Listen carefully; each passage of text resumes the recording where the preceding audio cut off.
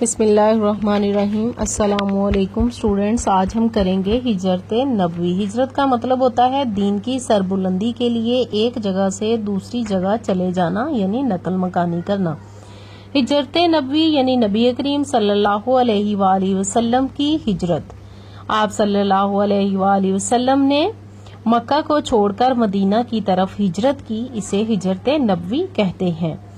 سب سے پہلا جو ہمارا پیراگراف ہے آج میں اس کی تشریح کروں گی۔ یہ اقتباس جو ہے یہ ہمارا پیپر میں بھی آتا ہے، 5 اور 5 10 نمبر کا ہمارا یہ ایک کویسچن ہوتا ہے۔ اگر آپ اس کی تشریح بہت اچھے سے کر لیتے ہیں، اس پیراگراف کو سمجھ لیتے ہیں، تو آپ اس کے پورے 5 نمبر جو ہیں وہ لے سکتے ہیں۔ اس لیے اس کو سمجھنا، اس کی تشریح کرنا آپ کے لیے بہت ضروری ہے۔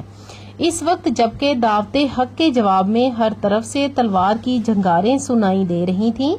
دعوت حق ہوتا ہے اسلام کی دعوت، حق کی دعوت، سچ کی دعوت، اچھی بات کہنا۔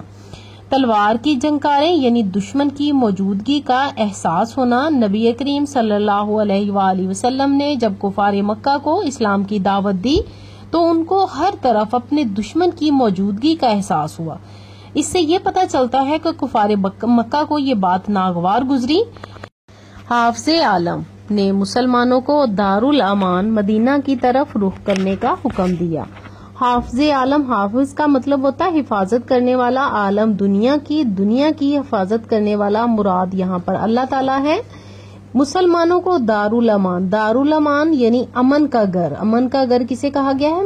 مدینہ کی طرف رخ کرنے کا حکم دیا۔ اللہ تعالیٰ نے مسلمانوں کو مدینہ کی طرف رخ کرنے کا حکم دیا کیونکہ صلی اللہ علیہ وآلہ وسلم کے لیے وہ جو جگہ تھی، مدینہ کی جگہ جو تھی وہ امن کی جگہ تھی، اس لیے مدینہ کو امن کی جگہ کہا گیا ہے۔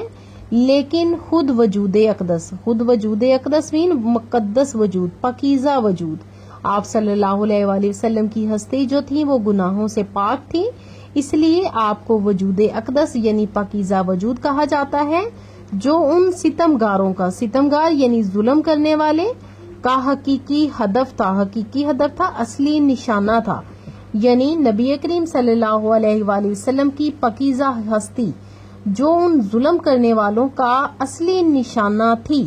آپ صلی اللہ علیہ وآلہ وسلم کا جو ہستی جو تھی وہی ان کا حقیقی نشانہ تھی نا، کیونکہ آپ صلی اللہ علیہ وآلہ وسلم کی وجہ سے ہی وہ یہ سمجھتے تھے کہ اگر اسلام پھیل گیا تو ان کو خطرہ ہوگا، یعنی وہ آپ صلی اللہ علیہ وآلہ وسلم کو اپنا اصلی نشانہ سمجھتے تھے اور آپ صلی اللہ علیہ وآلہ وسلم کو ختم کرنے کے در پر ہمیشہ وہ رہتے تھے۔ آپ صلی اللہ علیہ وآلہ وسلم نے ہجرت نہیں کی تھی، وہ اپنے لیے اللہ تعالیٰ کے حکم کا انتظار کر رہے تھے۔ جیسے ہی اللہ تعالیٰ کا حکم آئے آپ صلی اللہ علیہ وآلہ وسلم مکہ کو چھوڑ کر مدینہ چلے جائیں۔